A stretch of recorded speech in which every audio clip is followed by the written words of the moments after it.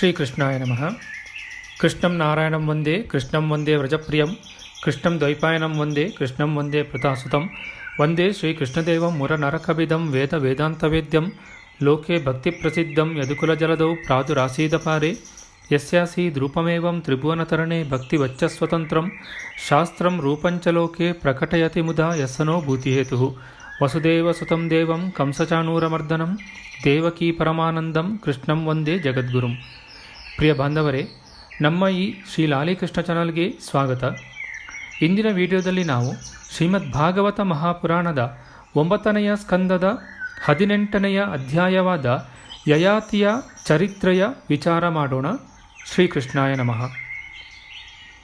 ಶ್ರೀ ಶುಕಮಹಾಮುನಿಗಳು ಹೇಳುತ್ತಾರೆ, ಪರೀಕ್ಷಿತನೇ, ದೇಹಧಾರಿಗಳಿಗೆ 6 ಇಂದ್ರಿಯಗಳು ಇರುವಂತೆ ನಹುಷನಿಗೆ ಯತಿ, ಯಯಾತಿ, ಸಂಯಾತಿ, ಆಯತಿ, ವಿಯತಿ ಮತ್ತು ಕೃತಿಗಳೆಂಬ 6 ಮಂದಿ ಮಕ್ಕಳಿದ್ದರು.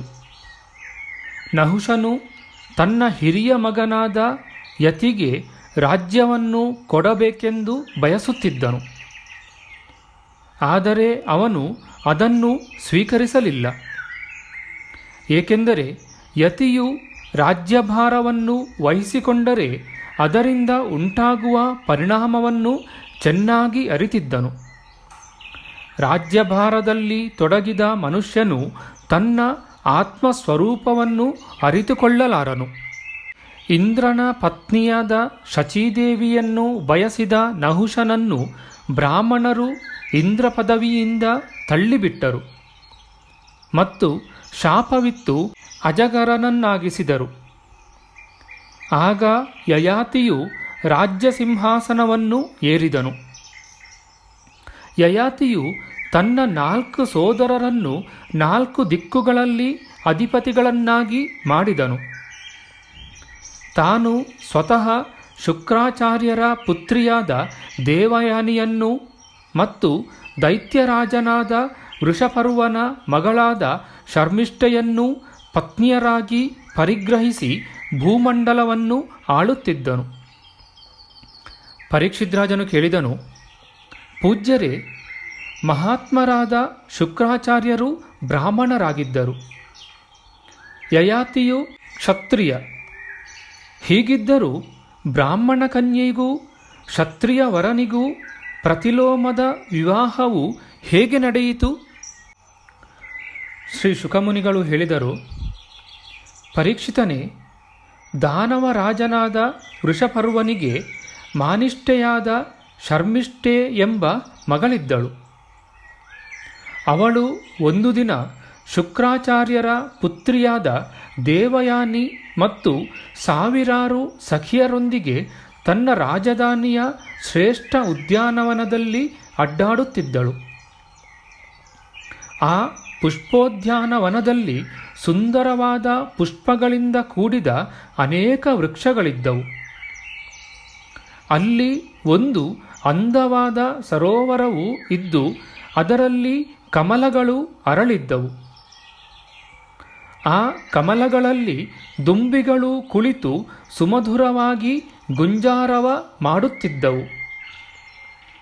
ಅವುಗಳ ಇಂಚರದಿಂದ ಸರೋವರದ ದಡಗಳು ಪ್ರತಿಧ್ವನಿಸುತ್ತಿದ್ದವು. ಸರೋವರದ ಸಮೀಪಕ್ಕೆ ಸಾರಿದ ಆ ಸುಂದರಿಯರು ತಮ್ಮ ತಮ್ಮ ವಸ್ತ್ರಗಳನ್ನು ಸರೋವರದ ದಡದಲ್ಲಿ ಬಿಚ್ಚಿಟ್ಟು ನೀರಿಗಿಳಿದು ಒಬ್ಬರು ಮತ್ತೊಬ್ಬರ ಮೇಲೆ ನೀರನ್ನೆರಚುತ್ತಾ ಜಲಕ್ರೀಡೆಯಾಡುತ್ತಿದ್ದರು. ಅದೇ ಸಮಯದಲ್ಲಿ ಅತ್ತ ಕಡೆಯಿಂದ ಪಾರ್ವತೀದೇವಿಯೊಂದಿಗೆ ನಂದಿಯನ್ನೇರಿ ಬರುತ್ತಿದ್ದ ಭಗವಾನ್ ಶಂಕರನನ್ನು ಆ ಕನ್ಯೆಯರು ನೋಡಿದರು. ಪರಶಿವನನ್ನು ನೋಡುತ್ತಲೇ ನಾಚಿಕೆಯಿಂದ ಮುದುಡಿ ಹೋದ ಲಲನೆಯರು ಮೇಲೆ ಬಂದು ಲಘುಬಗೆಯಿಂದ ವಸ್ತ್ರಗಳನ್ನು ಉಟ್ಟುಕೊಂಡರು.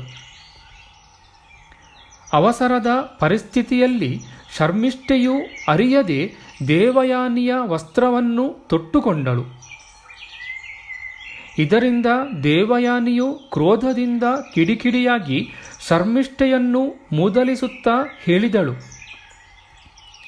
ಸಖಿಯರೇ, ಈ ದಾಸಿಯು ಎಂತಹ ಅನುಚಿತವಾದ ಕಾರ್ಯವನ್ನು ಮಾಡಿರುವಳೆಂಬುದನ್ನು ನೋಡಿರಲ್ಲ.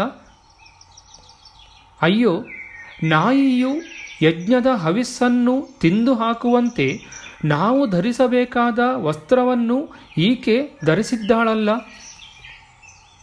ಯಾವ ಬ್ರಾಹ್ಮಣರು ತಮ್ಮ ತಪೋಬಲದಿಂದ ಈ ಪ್ರಪಂಚವನ್ನು ಸೃಷ್ಟಿಸಿರುವರೋ, ಯಾರು ಪರಮಪುರುಷ ಪರಮಾತ್ಮನ ಮುಖರೂಪರಾಗಿದ್ದಾರೋ, ಯಾರು ತಮ್ಮ ಹೃದಯದಲ್ಲಿ ನಿರಂತರವಾಗಿ ಜ್ಯೋತಿರ್ಮಯ ಪರಮಾತ್ಮನನ್ನು ಧರಿಸಿಕೊಂಡಿರುವರೋ, ಯಾರು ಸಮಸ್ತ ಪ್ರಾಣಿಗಳಿಗಾಗಿ ಶ್ರೇಯಸ್ಸಿಗಾಗಿ ವೈದಿಕ ಮಾರ್ಗವನ್ನು ನಿರ್ದೇಶಿಸಿರುವರೋ, ಯಾರ ಪಾದ ಕಮಲಗಳಿಗೆ ಸಮಸ್ತ ಲೋಕಪಾಲರು ಬ್ರಹ್ಮೇಂದ್ರಾದಿಗಳು ವಂದಿಸುತ್ತಾ ಅವರ ಸೇವೆಯಲ್ಲಿ ನಿರತರಾಗಿರುವರೋ, ಲಕ್ಷ್ಮೀದೇವಿಗೆ ಏಕಮಾತ್ರ ಆಶ್ರಯನಾದ ಪರಮಪಾವನ ವಿಶ್ವಾತ್ಮ ಭಗವಂತನೂ ಕೂಡ ವಂದಿಸಿ ಸ್ತುತಿಸುತ್ತಿರುವನೋ, ಅಂತಹ ಬ್ರಾಹ್ಮಣರಲ್ಲಿ ನಾವು ಸರ್ವಶ್ರೇಷ್ಠ ಭೃಗುವಂಶೀಯರಾಗಿದ್ದೇವೆ.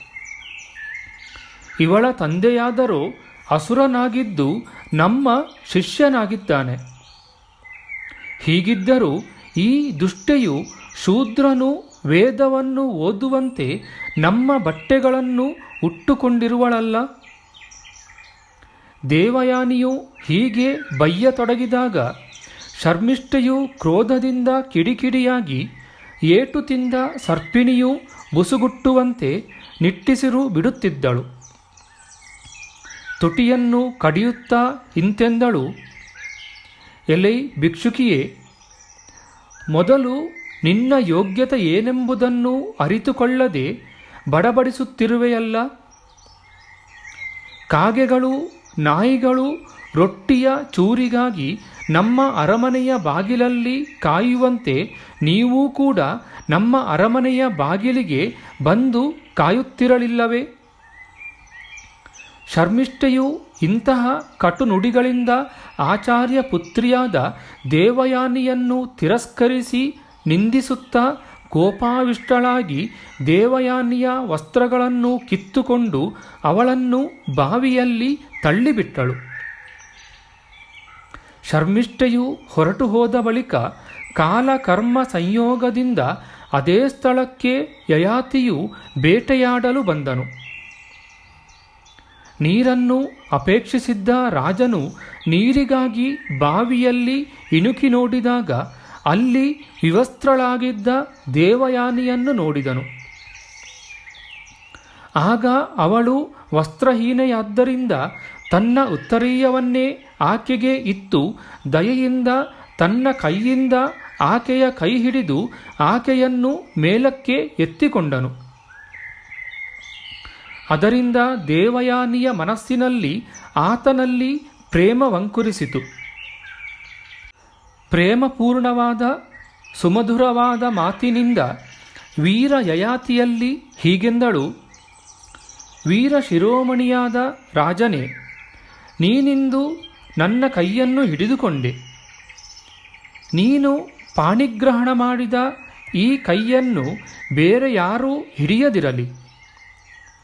ವೀರಶ್ರೇಷ್ಠನೇ, ಬಾವಿಗೆ ಬಿದ್ದಿದ್ದರಿಂದ ನನಗೆ ಅಚಾನಕವಾಗಿ ನಿಮ್ಮ ದರ್ಶನವಾಯಿತು. ಇದು ಭಗವಂತನೇ ಮಾಡಿದ ಸಂಬಂಧವೆಂದು ತಿಳಿಯಬೇಕು. ಇದರಲ್ಲಿ ದೈವವಲ್ಲದೆ ನಮ್ಮದಾಗಲಿ ಅಥವಾ ಬೇರೆ ಯಾರದ್ದಾಗಲಿ ಯಾವುದೇ ಪ್ರಯತ್ನವೂ ಇಲ್ಲ. ಬೃಹಸ್ಪತಿಯ ಪುತ್ರ ಕಚನು ಶುಕ್ರಾಚಾರ್ಯರ ಬಳಿ ಮೃತ ಸಂಜೀವಿನಿ ವಿದ್ಯೆಯನ್ನು ಕಲಿಯುತ್ತಿದ್ದನು. ಅಧ್ಯಯನ ಮುಗಿಸಿ ಅವನು ಮನೆಗೆ ಹೊರಟಾಗ ದೇವಯಾನಿಯು ಅವನನ್ನು ವರಿಸಲು ಬಯಸಿದಳು. ಆದರೆ ಗುರುಪುತ್ರಿಯಾದ್ದರಿಂದ ಕಚನು ಆಕೆಯ ಇಂಗಿತವನ್ನು ಸ್ವೀಕರಿಸಲಿಲ್ಲ. ಅದರಿಂದ ಬೇಸರಗೊಂಡ ದೇವಯಾನಿಯು, ನೀನು ಕಲಿತ ವಿದ್ಯೆಯು ನಿಷ್ಫಲವಾಗಲಿ ಎಂದು ಶಾಪವನ್ನು ಕೊಟ್ಟಳು. ಕಚನೂ ಕೂಡ ಆಕೆಯನ್ನು ಶಪಿಸಿದನು. ಯಾವ ಬ್ರಾಹ್ಮಣನೂ ನಿನ್ನನ್ನು ಪತ್ನಿಯನ್ನಾಗಿ ಸ್ವೀಕರಿಸದೇ ಹೋಗಲಿ. ಇದರಿಂದ ದೇವಯಾನಿಗೆ ಬ್ರಾಹ್ಮಣ ಪತಿಯು ದೊರಕುವುದು ಶಕ್ಯವಾಗಿರಲಿಲ್ಲ. ವೀರಶ್ರೇಷ್ಠನೇ, ಈ ಕಾರಣದಿಂದಲೇ ಯಾವ ಬ್ರಾಹ್ಮಣನು ನನ್ನ ಪಾಣಿಗ್ರಹಣ ಮಾಡಲಾರನು. ಪ್ರತಿಲೋಮ ವಿವಾಹವು ಶಾಸ್ತ್ರಕ್ಕೆ ವಿರುದ್ಧವಾದುದರಿಂದ ಯಯಾತಿಗೆ ಈ ಸಂಬಂಧವು ಇಷ್ಟವಿರಲಿಲ್ಲ. ಆದರೆ ಪ್ರಾರಬ್ಧವೇ ನನಗೆ ಈ ಸಂಬಂಧವನ್ನು ಒದಗಿಸಿಕೊಟ್ಟಿದೆ. ಮೇಲಾಗಿ ನನ್ನ ಮನಸ್ಸು ಇವಳಲ್ಲಿ ಅನುರಕ್ತವಾಗಿದೆ ಎಂದು ಯೋಚಿಸಿ ಆಕೆಯ ಮಾತನ್ನು ಒಪ್ಪಿಕೊಂಡನು. ವೀರ ಯಯಾತಿಯು ಹೊರಟು ಹೋದಾಗ ದೇವಯಾನಿಯು ಅಳುತ್ತಾ ಕರೆಯುತ್ತಾ ತನ್ನ ತಂದೆಯಾದ ಶುಕ್ರಾಚಾರ್ಯರ ಬಳಿಗೆ ಬಂದು ಶರ್ಮಿಷ್ಠೆಯು ಮಾಡಿದುದೆಲ್ಲವನ್ನೂ ಹೇಳಿದಳು. ಶರ್ಮಿಷ್ಠೆಯ ವ್ಯವಹಾರದಿಂದ ಭಗವಾನ್ ಶುಕ್ರಾಚಾರ್ಯರ ಮನಸ್ಸಿಗೂ ಬೇಸರ ಉಂಟಾಯಿತು. ಅವರು ಪೌರೋಹಿತ್ಯ ವೃತ್ತಿಯನ್ನೇ ನಿಂದಿಸತೊಡಗಿದರು. ಕಾಪೋತ ವೃತ್ತಿಯನ್ನೇ ಶ್ಲಾಘಿಸುತ್ತಾ ಮಗಳೊಡನೆ ನಗರವನ್ನು ಬಿಟ್ಟು ಹೊರಟು ಬಿಟ್ಟರು. ವೃಷಪರ್ವನಿಗೆ ಇದು ಗೊತ್ತಾಗುತ್ತಲೇ ಅವನ ಮನಸ್ಸಿನಲ್ಲಿ ಗುರುಗಳು ಎಲ್ಲಾದರೂ ಶತ್ರುಗಳ ವಿಜಯವನ್ನು ಮಾಡಿಸುವರೋ ಅಥವಾ ನನಗೆ ಶಾಪ ಕೊಡಬಹುದೇ ಎಂದು ಶಂಕಿಸಿ ಅವರನ್ನು ಒಲಿಸಿಕೊಳ್ಳಲು ಅವರ ಹಿಂದೆಯೇ ಹೋಗಿ ದಾರಿಯಲ್ಲೇ ಚರಣಗಳಲ್ಲಿ ಶಿರವನ್ನಿಟ್ಟು ವಂದಿಸಿದನು. ಭಗವಾನ್ ಶುಕ್ರಾಚಾರ್ಯರ ಕ್ರೋಧವಾದರೂ ಕ್ಷಣ ಮಾತ್ರವಿತ್ತು. ಅವರು ವೃಷಪರ್ವನಿಗೆ ಹೇಳಿದರು, ರಾಜನೇ, ನಾನು ನನ್ನ ಪುತ್ರಿ ದೇವಯಾನಿಯನ್ನು ಬಿಟ್ಟಿರಲಾರೆನು. ಅದಕ್ಕಾಗಿ ಆಕೆಯ ಇಚ್ಛೆಯನ್ನು ನೀನು ಪೂರ್ಣಗೊಳಿಸು. ಹಾಗಾದರೆ ನನಗೆ ಮರಳಿ ಬರುವುದರಲ್ಲಿ ಯಾವ ಅಭ್ಯಂತರವೂ ಇಲ್ಲ. ವೃಷಪರ್ವನು ಹಾಗೆಯೇ ಆಗಲಿ ಎಂದು ಹೇಳಿ ಅವರ ಆಜ್ಞೆಯನ್ನು ಸ್ವೀಕರಿಸಿದಾಗ ದೇವಯಾನಿಯು ತನ್ನ ಮನಸ್ಸಿನಲ್ಲಿದ್ದುದನ್ನು ಹೇಳಿದಳು. ತಂದೆಯೇ, ನನ್ನನ್ನು ಯಾರಿಗೆ ಮದುವೆ ಮಾಡಿ ಕೊಡುವೆಯೋ ಹಾಗೂ ನಾನು ಎಲ್ಲಿಗೆ ಹೋಗುವೆನೋ ಶರ್ಮಿಷ್ಠೆಯು ತನ್ನ ಸಖಿಯರೊಂದಿಗೆ ನನ್ನ ಸೇವೆಗಾಗಿ ಅಲ್ಲಿಗೆ ಬರಬೇಕು. ಶರ್ಮಿಷ್ಠೆಯು ತನ್ನ ಪರಿವಾರದವರ ಸಂಕಟವನ್ನೂ ಅವರ ಕಾರ್ಯಗೌರವವನ್ನೂ ಕಂಡು ದೇವಯಾನಿಯ ಮಾತನ್ನು ಸ್ವೀಕರಿಸಿದಳು. ಆಕೆಯು 1,000 ಸಖಿಯರೊಂದಿಗೆ ದಾಸಿಯಂತೆ ದೇವಯಾನಿಯ ಸೇವೆಯಲ್ಲಿ ಇರತೊಡಗಿದಳು. ಶುಕ್ರಾಚಾರ್ಯರು ದೇವಯಾನಿಯ ವಿವಾಹವನ್ನು ಯಯಾತಿಯೊಂದಿಗೆ ನಡೆಸಿದರು ಮತ್ತು ಶರ್ಮಿಷ್ಠೆಯನ್ನು ದಾಸಿಯ ರೂಪದಲ್ಲಿ ಒಪ್ಪಿಸಿ ಹೇಳಿದರು, ರಾಜನೇ, ಈ ಶರ್ಮಿಷ್ಠೆಯನ್ನು ನಿನ್ನ ಹಾಸಿಗೆಗೆ ಎಂದೂ ಬರಲು ಬಿಡಬಾರದು. ಪರೀಕ್ಷಿತನೇ, ಕೆಲ ದಿವಸಗಳು ಕಳೆದ ನಂತರ ದೇವಯಾನಿಯು ಪುತ್ರವತಿಯಾದಳು. ಅವಳು ಪುತ್ರವತಿಯಾದುದನ್ನು ನೋಡಿ ಶರ್ಮಿಷ್ಠೆಯು ತನ್ನ ಋತುಕಾಲದಲ್ಲಿ ದೇವಯಾನಿಯ ಪತಿಯೊಡನೆ ಏಕಾಂತದಲ್ಲಿ ಸಮಾಗಮವನ್ನು ಯಾಚಿಸಿದಳು. ಶರ್ಮಿಷ್ಠೆಯ ಪುತ್ರಪ್ರಾಪ್ತಿಯ ಪ್ರಾರ್ಥನೆಯು ಧರ್ಮಸಂಗತವಾಗಿದೆ ಎಂದು ತಿಳಿದು ಧರ್ಮಜ್ಞನಾದ ಯಯಾತಿಯು ಶುಕ್ರಾಚಾರ್ಯರ ಮಾತು ನೆನಪಿನಲ್ಲಿದ್ದರೂ ಸಕಾಲದಲ್ಲಿ ಪ್ರಾರಬ್ಧಕ್ಕನುಸಾರ ಏನಾಗಬೇಕೋ ಅದು ಆಗಿಯೇ ತೀರುವುದು ಎಂದು ನಿಶ್ಚಯಿಸಿದನು. ದೇವಯಾನಿಗೆ ಯದು ಮತ್ತು ತುರ್ವಸು ಎಂಬ 2 ಮಕ್ಕಳಾದರು. ಹಾಗೆಯೇ ವೃಷಪರ್ವನ ಮಗಳಾದ ಶರ್ಮಿಷ್ಠೆಗೆ ದ್ರಹ್ಯು, ಅನು, ಪುರು ಎಂಬ 3 ಪುತ್ರರಾದರು. ಮಾನಿಷ್ಠೆಯಾದ ದೇವಯಾನಿಗೆ ತನ್ನಂತೆಯೇ ಶರ್ಮಿಷ್ಠೆಗೂ ತನ್ನ ಪತಿಯಿಂದಲೇ ಮಕ್ಕಳಾಗುತ್ತಿವೆ ಎಂಬುದನ್ನು ಅರಿತಾಗ ಅವಳು ಕ್ರೋಧಗೊಂಡು ತನ್ನ ತಂದೆಯ ಮನೆಗೆ ಹೊರಟು ಹೋದಳು. ಕಾಮಿಯಾದ ಯಯಾತಿಯು ದೇವಯಾನಿಯನ್ನು ಒಲಿಸಿಕೊಳ್ಳಲು ಸುಮಧುರ ಮಾತುಗಳಿಂದ ನಯ ವಿನಯದಿಂದ ಪ್ರಯತ್ನಿಸಿದರೂ ಯಾವ ಪ್ರಯೋಜನವೂ ಆಗಲಿಲ್ಲ. ಅವಳ ಕಾಲುಗಳನ್ನೊತ್ತಿ ಸೇವೆ ಮಾಡಿದರೂ ಅವಳ ಹಿಂದೆ ಹಿಂದೆಯೇ ಹೋದರೂ ಪ್ರಯೋಜನವಾಗಲಿಲ್ಲ. ಶುಕ್ರಾಚಾರ್ಯರೂ ಕೂಡ ಕೋಪಗೊಂಡು ಯಯಾತಿಗೆ ಹೇಳಿದರು, ನೀನು ಅತ್ಯಂತ ಸ್ತ್ರೀಲಂಪಟನಾಗಿರುವೆ, ಮಂದಬುದ್ಧಿಯವನೂ ಸುಳ್ಳುಗಾರನೂ ಆಗಿರುವೆ. ಮನುಷ್ಯರನ್ನು ಕುರೂಪಗೊಳಿಸುವಂತಹ ಮುದಿತನವು ನಿನಗೆ ಉಂಟಾಗಲಿ, ನಡೆ ಇಲ್ಲಿಂದ ಎಂದು ಶಪಿಸಿದರು. ಯಯಾತಿಯು ಹೇಳಿದನು, ಬ್ರಾಹ್ಮಣ ಶ್ರೇಷ್ಠರೇ, ನಿಮ್ಮ ಮಗಳೊಡನೆ ವಿಷಯ ಭೋಗಗಳನ್ನು ಅನುಭವಿಸುತ್ತಿರುವ ನನಗೆ ಇನ್ನೂ ತೃಪ್ತಿಯೇ ಆಗಲಿಲ್ಲ. ಈ ಶಾಪದಿಂದಲಾದರೂ ನಿಮ್ಮ ಮಗಳಿಗೂ ಅನಿಷ್ಟವೇ ಪರಿಣಮಿಸುತ್ತದೆ. ಆಗ ಶುಕ್ರಾಚಾರ್ಯರಿಗೂ ಯಯಾತಿಯ ಮಾತು ಸರಿ ಎನಿಸಿತು. ಶಾಪದಲ್ಲಿ ಸ್ವಲ್ಪ ತಿದ್ದುಪಡಿ ಮಾಡಿ ಹೇಳಿದರು, ಸರಿ ಹೋಗು, ಸಂತೋಷದಿಂದ ನಿನಗೆ ತನ್ನ ತಾರುಣ್ಯವನ್ನು ಯಾರಾದರೂ ಕೊಟ್ಟರೆ ಅದನ್ನು ಪಡೆದು ಈ ವೃದ್ಧಾಪ್ಯವನ್ನು ಅವನಿಗೆ ಕೊಡಬಹುದು. ಶುಕ್ರಾಚಾರ್ಯರು ಇಂತಹ ವ್ಯವಸ್ಥೆ ಮಾಡಿದಾಗ ಯಯಾತಿಯು ತನ್ನ ರಾಜಧಾನಿಗೆ ಬಂದು ತನ್ನ ಹಿರಿಯ ಪುತ್ರನಾದ ಯದುವಿನಲ್ಲಿ, ಮಗು, ನೀನು ನಿನ್ನ ಯೌವನವನ್ನು ನನಗೆ ಕೊಟ್ಟು ನಿನ್ನ ಅಜ್ಜನು ಕೊಟ್ಟಿರುವ ಈ ವೃದ್ಧಾಪ್ಯವನ್ನು ನೀನು ಪಡೆ. ಏಕೆಂದರೆ ಪ್ರಿಯಪುತ್ರನೇ, ನಾನು ಇನ್ನೂ ವಿಷಯಗಳಿಂದ ತೃಪ್ತನಾಗಲಿಲ್ಲ. ಅದಕ್ಕಾಗಿ ನಿನ್ನ ಯೌವನವನ್ನು ಪಡೆದು ನಾನು ಕೆಲವು ವರ್ಷಗಳವರೆಗೆ ಇನ್ನೂ ಆನಂದವನ್ನು ಅನುಭವಿಸುವೆನು. ಯದುವು ಹೇಳಿದನು, ತಂದೆಯೇ, ಅಕಾಲದಲ್ಲಿ ಪ್ರಾಪ್ತವಾದ ನಿನ್ನ ಮುದಿತನವನ್ನು ಪಡೆದು ನಾನು ಬದುಕಲು ಬಯಸುವುದಿಲ್ಲ. ಏಕೆಂದರೆ ವಿಷಯ ಸುಖಗಳನ್ನು ಅನುಭವಿಸದೆ ಯಾವ ಮನುಷ್ಯನೂ ವೈರಾಗ್ಯವನ್ನು ಹೊಂದಲಾರನು. ಪರೀಕ್ಷಿತನೇ, ಹೀಗೆಯೇ ತುರ್ವಸು, ದ್ರಹ್ಯು ಮತ್ತು ಅನು ಇವರು ತಂದೆಯ ಆಜ್ಞೆಯನ್ನು ತಿರಸ್ಕರಿಸಿದರು. ಅವರೆಲ್ಲರೂ ಧರ್ಮವನ್ನು ತಿಳಿದವರಾಗಿರಲಿಲ್ಲ ಮತ್ತು ಅನಿತ್ಯವಾದ ಶರೀರವನ್ನೇ ಶಾಶ್ವತವೆಂದು ತಿಳಿದಿದ್ದರು.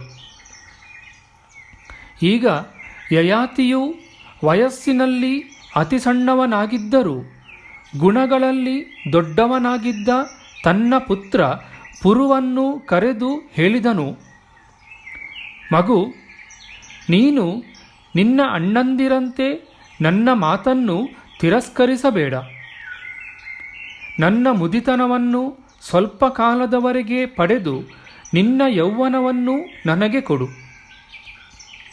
ಪುರುವು ಹೇಳಿದನು, ತಂದೆಯೇ, ಪಿತೃವಿನ ಕೃಪೆಯಿಂದಲೇ ಮನುಷ್ಯನಿಗೆ ಪರಮಪದವು ಲಭಿಸುವುದು. ವಾಸ್ತವದಲ್ಲಿ ಪುತ್ರನ ಶರೀರವು ತಂದೆಯೇ ಕೊಟ್ಟಿದ್ದಾಗಿದೆ. ಇಂತಹ ಸ್ಥಿತಿಯಲ್ಲಿ ಪ್ರಪಂಚದಲ್ಲಿ ತಂದೆಯ ಉಪಕಾರವನ್ನು ತೀರಿಸಬಲ್ಲವನು ಯಾವನು ತಾನೇ ಇರುವನು? ತಂದೆಯ ಮನಸ್ಸಿನ ಮಾತನ್ನು ಹೇಳದೆಯೇ ನಡೆಸುವವನೇ ಉತ್ತಮ ಪುತ್ರನಾಗಿರುವನು. ಹೇಳಿದ ಮೇಲೆ ಶ್ರದ್ಧೆಯಿಂದ ಆಜ್ಞೆಯನ್ನು ಪಾಲಿಸುವವನು ಮಧ್ಯಮನು. ಆಜ್ಞೆ ಪಡೆದರೂ ಅಶ್ರದ್ಧೆಯಿಂದ ಅದನ್ನು ಪಾಲಿಸುವ ಪುತ್ರನು ಅಧಮನು. ಯಾವ ರೀತಿಯಿಂದಲೂ ತಂದೆಯ ಆಜ್ಞೆಯನ್ನು ಪಾಲಿಸದಿರುವವನನ್ನು ಪುತ್ರನೆಂದು ಹೇಳುವುದು ತಪ್ಪೆ. ಅವನಾದರೂ ತಂದೆಯ ಮಲದಂತೆ ಆಗಿರುವನು. ಪರೀಕ್ಷಿತನೇ, ಹೀಗೆ ಹೇಳಿ ಪುರುವು ಬಹಳ ಆನಂದದಿಂದ ತಂದೆಯ ಮುದಿತನವನ್ನು ಸ್ವೀಕರಿಸಿದನು. ಯಯಾತಿಯು ಮಗನ ಯೌವನವನ್ನು ಪಡೆದು ಹಿಂದಿನಂತೆ ವಿಷಯ ಸೇವನೆಯಲ್ಲಿ ತೊಡಗಿದನು. ಯಯಾತಿಯು 7 ದ್ವೀಪಗಳಿಗೂ ಸಾಮ್ರಾಟನಾಗಿದ್ದನು. ತಂದೆಯಂತೆಯೇ ಪ್ರಜಾಪಾಲನೆಯನ್ನು ಚೆನ್ನಾಗಿಯೇ ಮಾಡಿದ್ದನು. ಅವನ ಇಂದ್ರಿಯಗಳಲ್ಲಿ ಪರಿಪೂರ್ಣವಾದ ಶಕ್ತಿ ತುಂಬಿತ್ತು. ಅವನು ಯಥಾವಕಾಶದಲ್ಲಿ ದೊರೆತ ವಿಷಯಗಳನ್ನು ಯಥೇಚ್ಛವಾಗಿ ಅನುಭವಿಸುತ್ತಿದ್ದನು. ಅವನ ಪ್ರಿಯತಮೆಯಾದ ದೇವಯಾನಿಯು ತನ್ನ ಪ್ರಿಯತಮನಾದ ಯಯಾತಿಯನ್ನು ಮನ, ವಚನ, ಶರೀರದಿಂದ ಮತ್ತು ವಸ್ತುಗಳಿಂದ ಪ್ರತಿದಿನವೂ ಸಂತೋಷಪಡಿಸುತ್ತಾ ಏಕಾಂತದಲ್ಲಿಯೂ ಸುಖವನ್ನು ನೀಡುತ್ತಿದ್ದಳು. ಸಾಮ್ರಾಟ ಯಯಾತಿಯು ವೇದ ಪ್ರತಿಪಾದ್ಯನಾದ ಸರ್ವದೇವ ಸ್ವರೂಪನಾದ ಯಜ್ಞಪುರುಷ ಭಗವಾನ್ ಶ್ರೀಹರಿಯನ್ನು ಅನೇಕ ಮಹಾಮಹಾ ದಕ್ಷಿಣೆಗಳುಳ್ಳ ಯಜ್ಞಗಳ ಮೂಲಕ ಆರಾಧಿಸಿದನು. ಕೆಲವೊಮ್ಮೆ ಆಕಾಶದಲ್ಲಿ ದಟ್ಟವಾದ ಮೋಡಗಳು ಕಾಣಿಸಿಕೊಳ್ಳುತ್ತವೆ. ಕೆಲವೊಮ್ಮೆ ಕಾಣದೆ ನಿರ್ಮಲವಾಗಿರುವಂತೆಯೇ ಪರಮಾತ್ಮನ ಸ್ವರೂಪದಲ್ಲಿ ಈ ಜಗತ್ತು ಸ್ವಪ್ನ, ಮಾಯೆ ಮತ್ತು ಮನೋರಾಜ್ಯದಂತೆ ಕಲ್ಪಿತವಾಗಿದೆ. ಇದು ಕೆಲವೊಮ್ಮೆ ನಾಮ ರೂಪಗಳಿಂದ ಕಾಣಿಸಿಕೊಳ್ಳುತ್ತದೆ, ಕೆಲವೊಮ್ಮೆ ಕಾಣಿಸುವುದೂ ಇಲ್ಲ.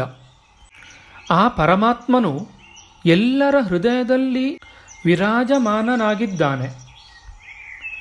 ಅವನ ಸ್ವರೂಪವು ಸೂಕ್ಷ್ಮಕ್ಕೂ ಸೂಕ್ಷ್ಮವಾಗಿದೆ.